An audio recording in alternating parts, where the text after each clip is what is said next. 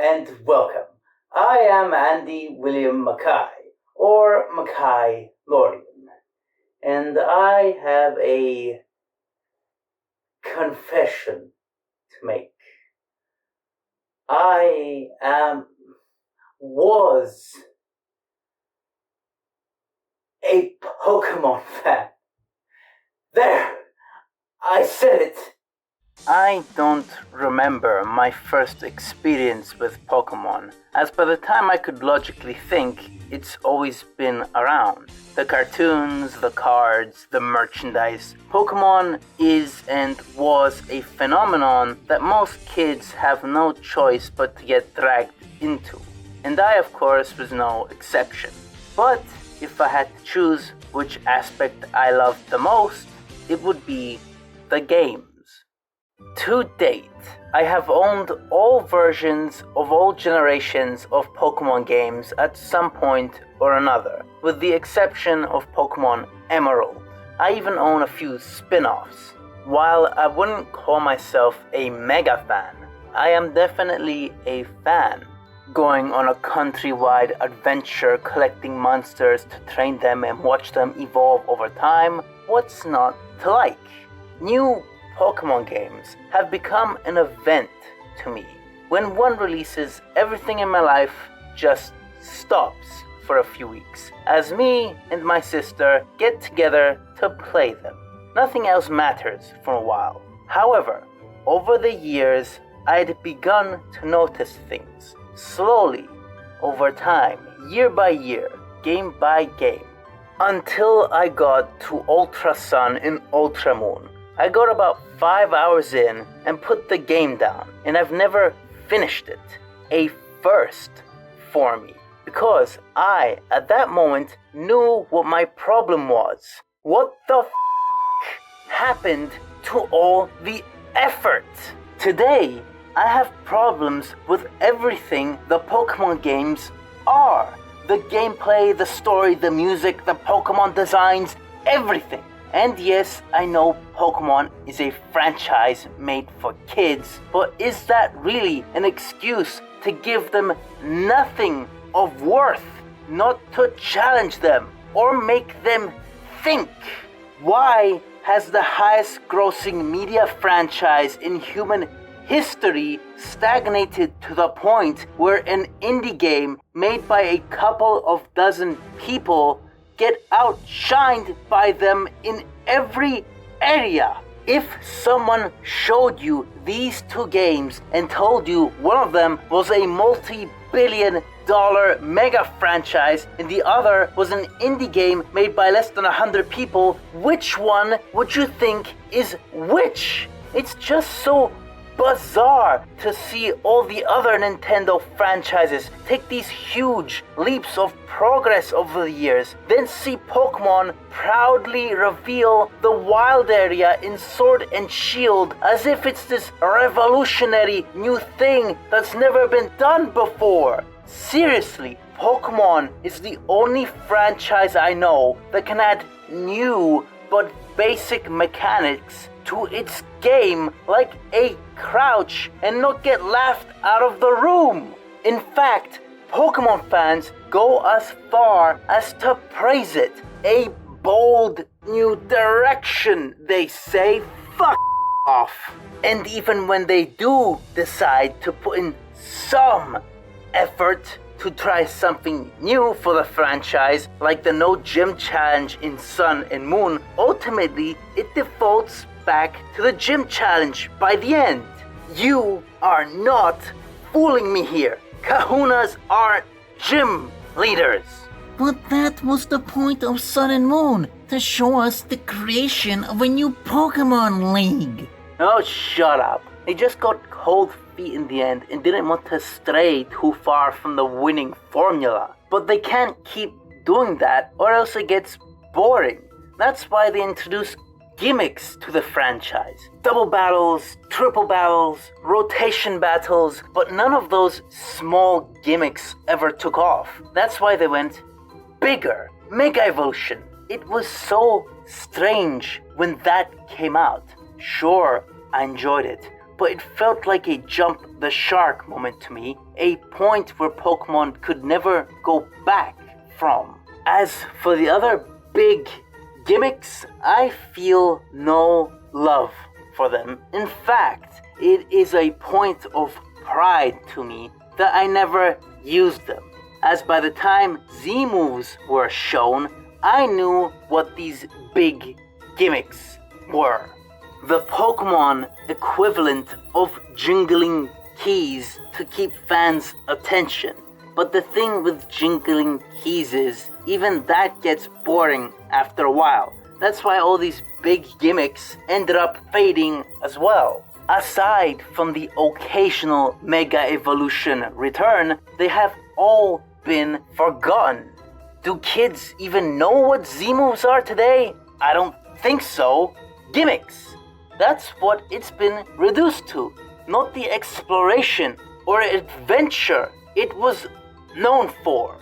When you talk about a modern game with someone, they say, oh, that's the one with gigantification, instead of the, oh yeah, that's the one where I and my Relicanth named Gulp found a rock golem monster and captured it. Exploration is dead. How is it that game maps have advanced so much, yet Game Freak can only present us with straight paths or wide open flat terrains with no depth? Why are they so boring when Pokemon are supposed to be living on them? Why is there no swallow nests? Why are there no Durant anthill colonies? Why are there no Tauros packs running across fields? Why don't Pokemon fight each other in the wild like Zengus and Seviper, as they're always told to be doing in the Pokédex? In towns and cities, why is there no defense to keep wild Pokemon out when they have been known to go on rampages? Why is there no infrastructure that takes advantage of Pokemon's unique abilities, like Ariados lifts or Torterra body heat hot tubs? Is this really a world where Pokemon and mankind have coexisted since the Stone Age, when humanity's whole gimmick is to use our environment to our advantage, and they haven't bothered to use Pokemon the same way the Flintstones used dinosaurs? Are you kidding me? But they're your friends. You can't use them like that. Oh yeah? Tell that to the 125 Gibbles you turned into candy paste to evolve your slightly stronger Gibble into a Garchomp in Pokemon Go. The whole Pokemon friendship thing has been running a little hollow since then. Besides, where's the harm in taking advantage of their natural skill set for everyone to benefit from, them included? We can even take care of them. I personally would love it if someone took my natural skill set of lying down and doing nothing all day and fed me for it. Speaking of evolving, that's another problem I have with games these days. It's too easy thanks to experience share. I wouldn't mind it if I could turn it off, but I can't. It's permanently on now. You don't even have to battle anyone to use it anymore. Just catch Pokemon as you go and you'll be over-leveled. And I, for one, don't want that. I like a fair fight at an equal level. And I like using the Pokemon in my team. That's why I captured them. Usually, I use one for 2 levels, then switch to another one for 2, then the next. That way, I get to use the entire team for the same amount of time. But I can't do that with the experience share. I have to box the entire team just to spend time with them one-on-one. And trainer battles are now non-existent for me because of the over-generous experience. I get all my experience from catching Pokemon with one Pokemon in my party at a time. And my team is still 5 levels over. What is this? Is this really necessary when we have experience crystals now? Just let me play the game the same way we used to. As for the battling itself, why does it look like someone crop dragged an image then added a shitty VFX effect? When Pokemon battle animations were perfected on Pokemon Battle Revolutions on the Wii in 2006. Do that! Stage is set and the curtain is up. The blue corner makes the first attack. A smashing blow. Well, maybe it's because there are over 1,000 Pokemon now, and it's just too hard for the individual animation of a Pokemon. Oh, poor Game Freak, that small indie game studio. How could they possibly manage such a task? It's not like it's the most biggest intellectual property on the planet. Except it is! They don't even do 1,000 Pokemon in any of these games. The most was 800 by Ultra Sun and Ultra Moon in 2017, almost 10 years ago on the 3DS. Hardware has gotten a lot more powerful since then, but I don't expect them to have all the Pokemon available at this point. It's too late for that.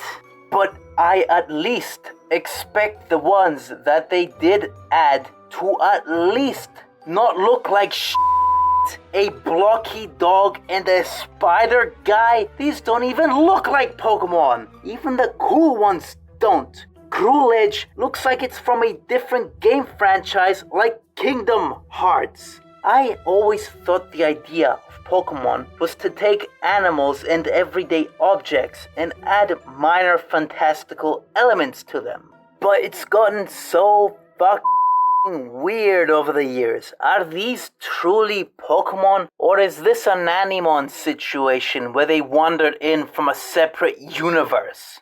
How's the music though? Hell if I know. What even is Pokemon music today? No, really. Aside from Sword and Shield's Gym Leader Challenge theme, I don't remember any of it in the last 12 to 15 years. There was that Ed Sheeran one, but the less we talk about that, the better. Maybe it's because I'm an old man who likes the tunes he grew up with rather than this techno-age funk crap. So I feel like I don't have the right to comment on the music. The story though, that's a separate matter. And I believe the Pokemon story has peaked a long time ago with Black and White. Black and White was by no means a storytelling classic, but what it is a question. Are Pokemon our friends? And if so, is it okay to capture them in order to have them fight each other? In terms of scale, Pokemon has tackled bigger than that. The destruction of the universe, extra dimensions, or even the abandonment of a child in the pursuit of one's dream.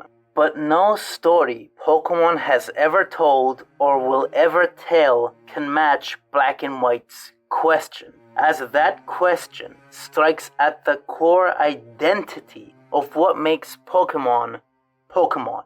Gotta catch 'em all, it says, but should you, asks Black and White. In terms of ideological ethos, there is no topping that for Pokemon.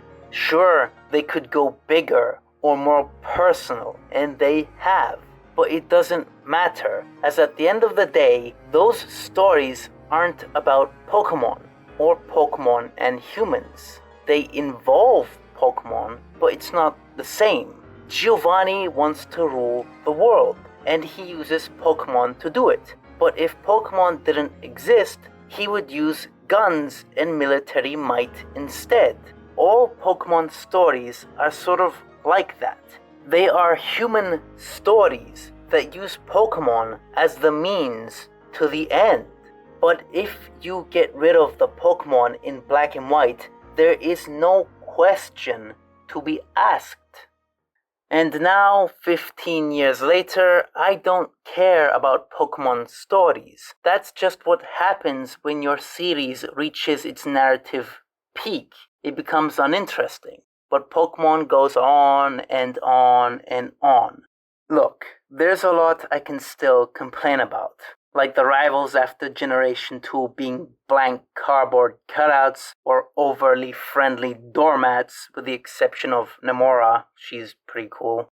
Or the fact that these games made for kids, mind you, still don't have any voice acting in them. And any excuse that these games come out in multiple languages can be beaten with the words, Pokémon is the highest grossing media franchise in the world. They can do it. They just don't want to add in extra costs for voice actors when they don't need to because people will buy it anyways. But you get the fact that I still have a lot to complain about, I'm sure. It may seem, after all that I am nothing more than a hater. But no, I am no hater. I am a jaded fan that wants what's best for the franchise. The problem I have is I don't see what we have today as what is best. Pokémon Legends ZA is priced at $70 for the base with an extra $30 for the DLC for a total of $100. Does this look like it's worth either of those prices to you? After seeing ZA's trailer, I think this might be it for me. It's done nothing to improve at all. And thanks to these new patents, Pokemon has no need to improve for a while until they expire. You may go back to that Pokemon is for kids argument to justify this laziness. And while it's true Pokemon is made for kids in mind, its actual audience is 20 to 30-year-olds. Pokemon has become a nostalgia trap. That's why they can increase prices like this. Kids cannot afford that, but adults can, and they are buying. Nintendo is just taking advantage of that. And very lazily too, adding small changes and a few gimmicks here and there to keep things slightly fresh, and they will be eaten up like hot garbage when it could be so much more. I know that for a fact because of my favorite Pokémon game, a 3D game that was made 10 years before Game Freak spat out X and Y. Pokémon Colosseum, a Pokémon game made by people who were not familiar with Pokémon before they made it, and they still did better than Game Freak would have. It is a game that doesn't hold your hand, a game that takes one of Pokémon's many gimmicks and pushes it to its extreme to challenge you. And by the end of the game, you are up against a 10-level difference the other way around, while the enemy is using some of the strongest Pokémon had to offer at the time. It's not something you'll be able to mash A to beat. You'll need to actually strategize for this one. I highly recommend this game, just for the contrast between it and Game Freak's normal games. Not to imply Game Freak made it. No, they couldn't. It was made by a subsidiary called Genius Sonority. I don't know what Pokemon's future holds, but if the past 12 years are anything to go by, I think I'm done with this franchise. Not because I grew up, but because I've seen the direction the franchise is going. It's greed and boredom. And life is too short, with too many games to try, to wait on Pokemon to change. This has been Andy William Mackai. Mackai Lorien, out.